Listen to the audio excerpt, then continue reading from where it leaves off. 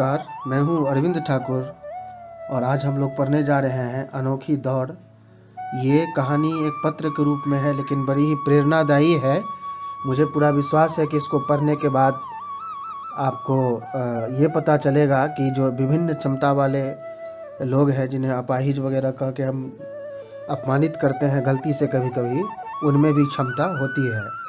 पत्र लिखने का एक प्रारूप हुआ करता है। सबसे पहले भेजने वाले का पता ऊपर में लिखा जाता है, तो यहाँ पे लिखा हुआ है A 5/432 विकासपुरी दिल्ली, और फिर दिनांक लिखा जाता है स्थान के बाद। तो डेट जो है दिनांक वो लिखा हुआ है 20 तारीख का। फिर जिसको लिखते हैं उसको पत्र में संबोधित किया जाता है। तो ये जो प्रिय दोस्त राज है उसको लिखा गया है, प्रिय मित्र राज, सप्रेम नमस्ते, हम सब यहाँ कुशल हैं और तुम्हारी कुशलता व प्रसन्नता की कामना भगवान से कर रहे हैं। तो यदि अनौपचारिक पत्र हम लिख रहे हैं, किसी दोस्त को लिख रहे हैं, तो उसका एक निश्चित स्वरूप हुआ करता है जिसमें ज़रूरी है कि ये दो बातें जो मैंने बताई वो आपको देना ही है। उसके बाद कथा वस्तु जो है, विषय वस्तु, वो अलग हो सकती है। हो सकता है आप कुछ और बताने या पूछने के लिए लिख रहे हों तो वो आपका अंतर कर सकता है, लेकिन बाकी ये दो जो चीज़ें हैं वो प्रारूप है और वो एक ही जैसा हुआ करता है। तो आइए पत्र के माध्यम से कहानी पढ़ते हैं और देखते हैं कि आगे क्या हुआ।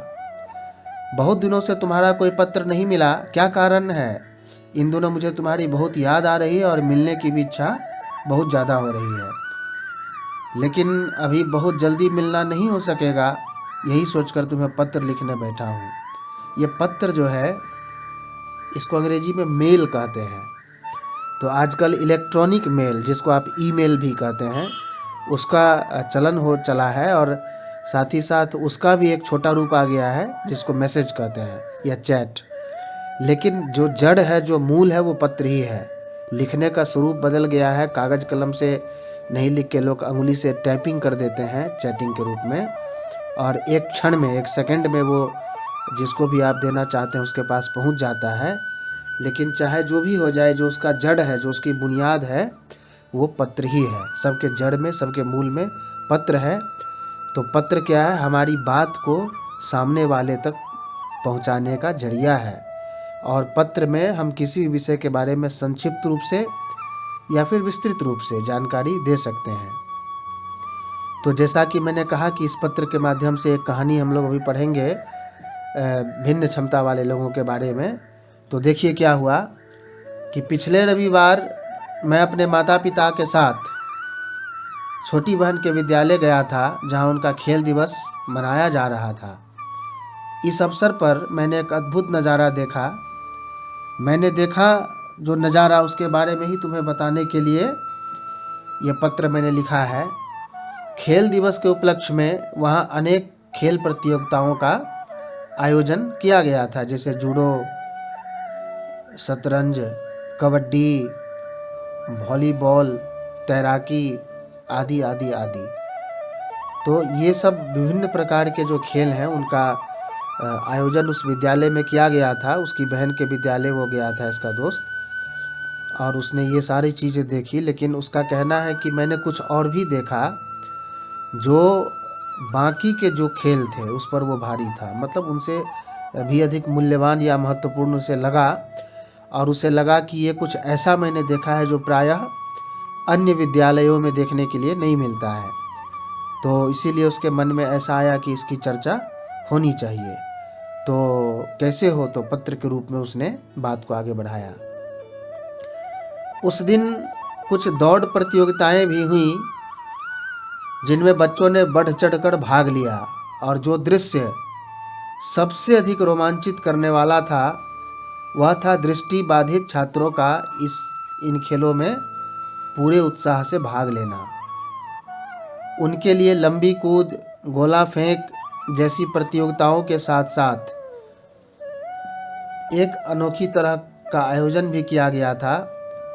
इस दौड़ में इन बच्चों के सही दिशा निर्देशन के लिए उनको एक एक सहायक भी दिया गया था, अटेंडेंट उसको बोलते हैं। दृष्टि बाधित मतलब नेत्रहीन या अंधा जिसको आप बोलते हैं, वैसे लोग जो देख नहीं सकते हैं। तो ऐसे लोगों के लिए लोग सोचते हैं क्या खेल कूद करेंगे, कहीं गिर गया, चोट लग गया, सूरदास है, उसको दिखता नहीं है, कौन जिम्मेदारी लेगा।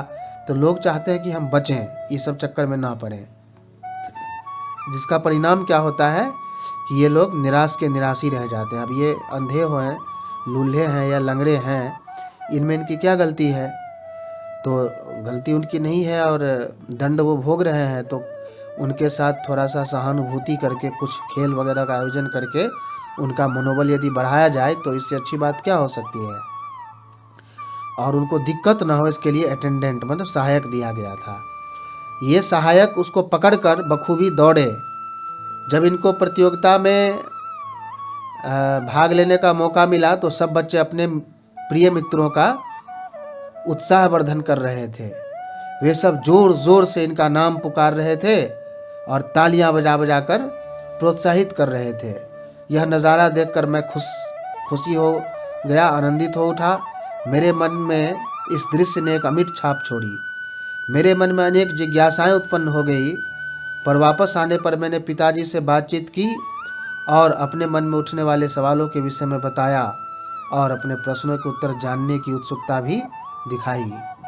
तो ये पत्र के माध्यम से बताना चाह रहा है कि जैसे आपने देखा होगा कि आपका कोई दोस्त यदि दौड़ रहा है, सोनम दौड़ रही है, तो दौड़ते समय हम लोग उसका जोश बढ़ाने के लिए सोनम सोनम सोनम जोर जोर से चीखने लगते हैं, तालियां बजाने लगते हैं।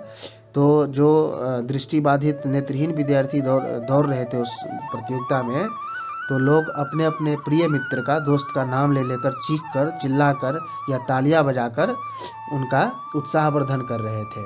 तो ये पिताजी से पूछ रहा है कि आखिर ऐसा हो क्यों रहा था। तो पिताजी ने क्या कहा वो सुनिए। पिताजी ने मुझे समझाते हुए जो बताया वह मैं तुम्हें भी बताना चाहता हूँ। उन्होंने कहा कि हम जिन्हें विकलांग समझते हैं उन बच्चों में भी बहुत सी योग्यताएं होती हैं। कई बच्चे अच्छी कविताएं व लेख लिख लेते हैं, कई बच्चे मधुर संगीत में गाना गा लेते हैं, कुछ बच्चे खेलने में बहुत निपुण होते हैं। ये बच्चे हमसे कुछ भिन्न योग्यता वाले बच्चे हैं और हमारे समाज का अभिन्न अंग हैं। हमें जीवन में आगे बढ़ने के लिए पर्याप्त अवसर दिए गए हैं और इनको भी पर्याप्त अवसर मिलना चाहिए। तो पत्र के माध्यम से कितना अच्छा संवाद दिया है इस बच्चे ने कि उनको अयोग्य नहीं समझना है, उनमें भी योग्यता है, कुछ अलग तरह की योग्यता है। जो हम कर सकते हैं वो नहीं कर सकते हैं, लेकिन जो वो कर सकते हैं हम नहीं कर सकते हैं।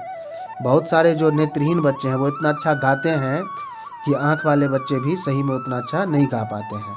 तो भगवान जब कुछ छीन लेता है तो कुछ देता भी है। लेकिन अंतिम बात क्या है कि जिस समाज के हम अंग हैं, सदस्य हैं, अवयव हैं, उसी समाज के ये भी सदस्य हैं, इनको हटाया नहीं जा सकता है। ये जंगल में जाकर या मंगल ग्रह पर तो रहेंगे नहीं। तो समाज के अभिन्न अंग हैं, अभिन्न मतलब जिसको अलग नहीं किया जा सकता है। खेलों में तो अंतर्राष्ट्रीय स्तर पर ओलंपिक खेलों के समान इनके लिए पैरालंपिक खेलों का आयोजन होता है। पैरालंपिक खेल ओलंपिक के समान ही 4 वर्ष के अंतराल पर होते हैं, माने 4-4 साल पर होता है। और जिस देश में जिस वर्ष ओलंपिक खेल का आयोजन होगा उसी वर्ष उस देश में पैरालंपिक खेलों का भी आयोजन होता है। माने पैरालंपिक हो गया भिन्न क्षमता वाले लोगों के लिए और ओलंपिक हो गया सामान्य लोग जो हमारी तरह के बच्चे हैं उनके लिए। तो पैरालंपिक खेल जो है वो अलग अलग तरह के होते हैं, विभिन्न प्रकार के खेल हैं। और जिस देश में ओलंपिक खेल जिस साल होगा उसी साल उसी देश में पैरालंपिक खेल भी होगा और फिर अगले 4 साल के बाद फिर जाके होगा दूसरे देश में। तो इस तरीके से दोनों खेलों को आपस में जोड़ कर रखा गया है ताकि दर्शकों का उत्साह, प्रेम भिन्न क्षमता वाले बच्चे जो हैं उनको मिले और उनका जो मान है, मर्यादा है, उसमें कोई कमी ना आए। उनको कभी ये ना लगे कि हमें तिरस्कृत कर दिया गया है या समाज से बहिष्कृत कर दिया गया है, हमें छांट कर अलग कर दिया गया है।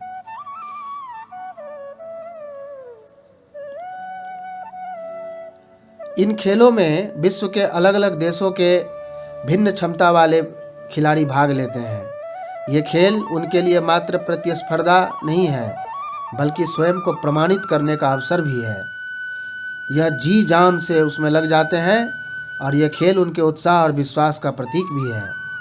भारत में भी पैरालंपिक समिति इन बच्चों के लिए समय समय पर विभिन्न प्रकार के आयोजन करवाती रहती है। इन खेलों के माध्यम से उनका आत्मविश्वास और आत्मनिर्भरता बढ़ती है और मन और सोच और ज़िंदगी भी बदल जाती है, क्योंकि वो सोचते हैं कि हम भी कुछ कर सकते हैं, हम भी खेल सकते हैं। तो जब आपको ये लगने लगे कि मैं भी कुछ कर सकता हूँ, फिर आदमी ये भूल जाता है कि मुझ में क्या कमी है। उसको लगता है कि नहीं, मैं कर सकता हूँ, आई कैन डू। तो इसी से बढ़ता है आत्मविश्वास, और जिसके अंदर आत्मविश्वास आ गया वो अपने ऊपर हो जाता है, जिसको बोलते हैं आत्मनिर्भर। यानी फिर उसको दूसरे के ऊपर निर्भर होने की ज़रूरत कम पड़ती है या नहीं पड़ती है। तो ऐसे बच्चों को यदि ये विश्वास दिला दिया जाए कि तुम भी बहुत कुछ कर सकते हो, तुम्हारे अंदर भी बहुत ज़्यादा क्षमता है, तो ये आत्मनिर्भर हो जाएंगे। और उसके लिए क्या ज़रूरी है? इनका विश्वास बढ़ाना, आत्मविश्वास को बढ़ाना, जिसका साधन हो सकता है ये इस तरह के खेल, पैरालंपिक खेल। यह सब देखकर और सुनकर मुझे भी सोचने की नई दिशा मिली और इन बच्चों के प्रति मेरा दृष्टिकोण भी बदल गया। मैं आशा करता हूँ कि तुम भी यह पढ़कर एक नई स्फूर्ति का अनुभव करोगे। हम बच्चों को मिलकर समाज की सोच बदलनी होगी, जिससे इन बच्चों जैसे सभी लोगों की ज़िंदगी में नई आशा उत्पन्न हो, तभी मानवता की बगिया महकेगी। तो सबसे मार्मिक और प्रमुख यही 3-4 पंक्तियाँ हैं कि ये करेगा कौन? ये हम लोगों को करना होगा। अगर हम लोग हमारे पड़ोसी किसी भी बच्चे के प्रति भेदभाव नहीं रखेंगे, इन सब चीज़ों का ध्यान रखेंगे, तो बदलाव आना शुरू हो जाएगा। तो हमें क्या करना है कि यदि कोई विकलांग बच्चा, लूल्हा बच्चा, लंगड़ा बच्चा, अंधा बच्चा हमारे पड़ोस में है, बगल में है या कहीं दूर है, जिसको हम जानते हैं, और कहीं वो मिले तो उसको अपमानित नहीं करना है, उसको मुंह पर लूल्हा या लंगड़ा नहीं बोलना है, और जिस प्रकार से भी हो सके उसकी मदद हमें करनी है। तो धीरे धीरे उसको लगेगा कि अरे ये तो मुझे अपने समान मानता है, अपने बराबर मानता है। इससे उसका आत्मबल, उसका उत्साह बढ़ेगा। और ऐसा हो भी रहा है आज के समय में, बहुत सारे अंधे लोग रेलवे इत्यादि बड़े जगहों पर नौकरी कर रहे हैं और सम्मान का जीवन जी रहे हैं।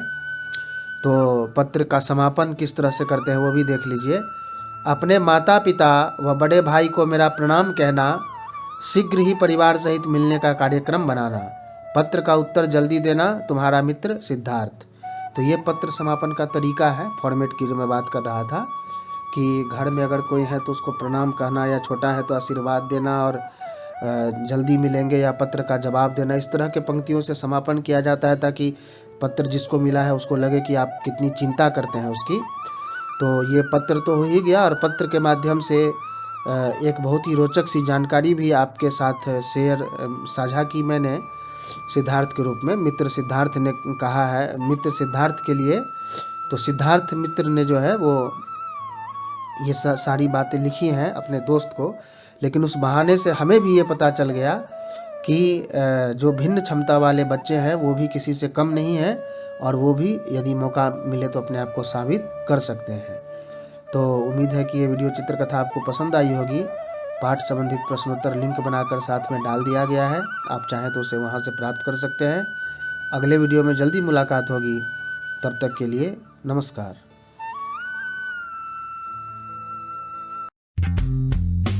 अगर आपने हमारे YouTube चैनल को अब तक सब्सक्राइब नहीं किया है तो आपको यहाँ सब्सक्राइब बटन दिख रहा है, इस पर आप क्लिक कीजिए और हमें सब्सक्राइब कर लीजिए। और साथ ही साथ इसके सामने एक नोटिफिकेशन बेल आ रहा है, इसे भी आप इनेबल कर दीजिए, ताकि आपको तुरंत नोटिफिकेशन मिले जब भी हम कोई नई वीडियो अपलोड करें।